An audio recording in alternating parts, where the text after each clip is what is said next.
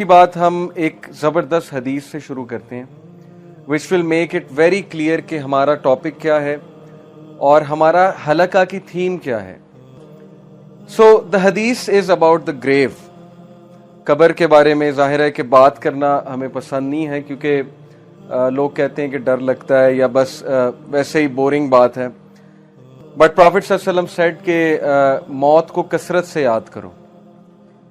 उसकी वजह यह है कि इंसान जब मौत को भूल जाता है, जो कि एक बहुत बड़ी हकीकत है, एक अटल हकीकत है, सब मानते हैं, इवन कोई एथियस्ट भी हो वो भी ये मानता है कि वी हैव टू डाई।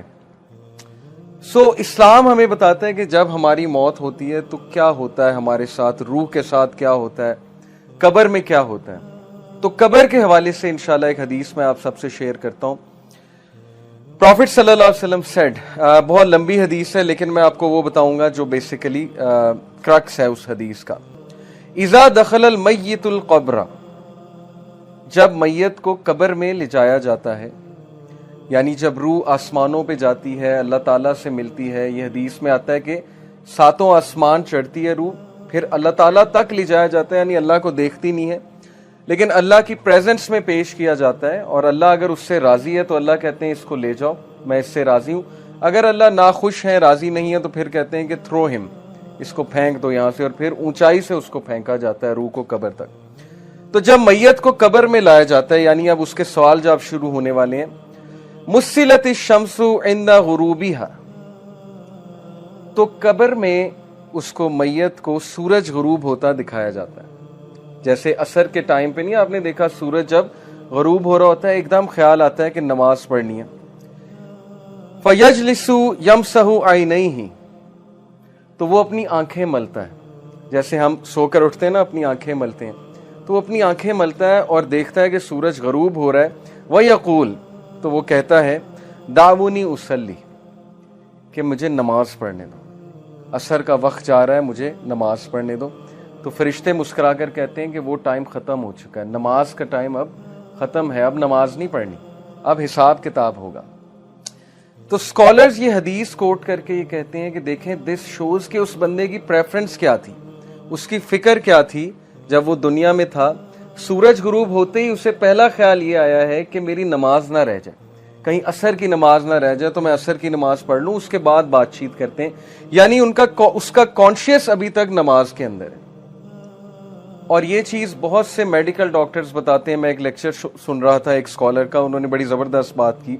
उन्होंने कहा कि मैंने बहुत से डॉक्टर्स को लेक्चर्स दिए हैं, डॉक्टर्स मेरी महफिल में आते हैं, तो डॉक्टर्स ने मुझे खुद बताया है कि जो लास्ट कॉन्शियसनेस में बंदे की चीज़ होती है ना, जो उसने सबसे ज़्यादा दुनिया में की होती है, डेथ के टाइम पे वही चीज़ निकलती है। और वल्लाही उसने खुद बताया, डॉक्टर्स ने खुद बताया कि कुछ जो मरीज होते हैं वो गाने गा रहे होते हैं, यानी at the time of death गानों के लिरिक्स निकल रहे होते हैं।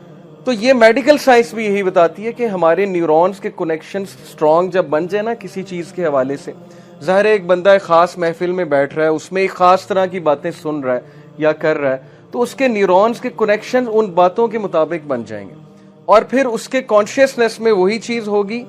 और जब भी वो अनकॉन्शियस होने लगेगा तो कॉन्शियस की वही चीज़ रिपीट होगी जो असल में वो करता है।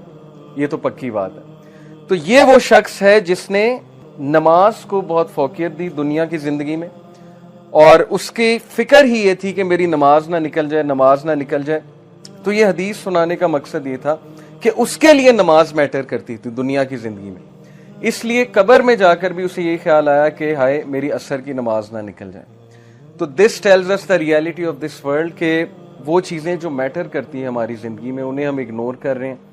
और असर की नमाज के बारे में रसूलुल्लाह सल्लल्लाहु अलैहि वसल्लम ने कहा कि जिस इंसान ने असर की नमाज जानबूझकर छोड़ी, जानबूझकर से मुराद है एक तो है ना कि सो गया है, याद नहीं रहा, या वैसे ही कोई बाजार में है, मस्जिद नहीं मिल रही, जैसे ख़वातीन हैं बाजार में अक्सर होती हैं, कोई जगह नहीं नमाज पढ़ने की, मिस हो जाती है।